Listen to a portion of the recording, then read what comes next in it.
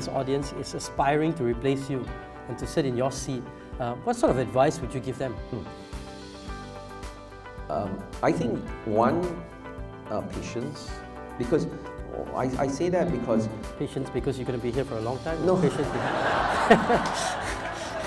Yeah, actually that's a good question. I think for me, it's having that can-do attitude.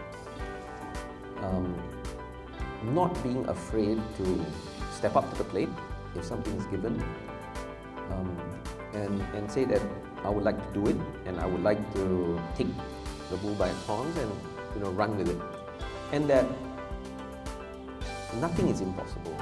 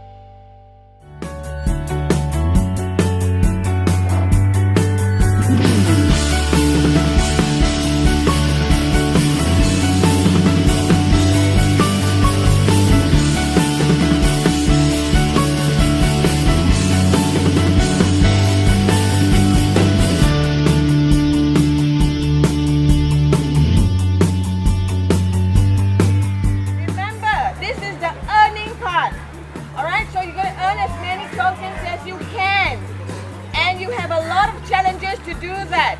Are you ready?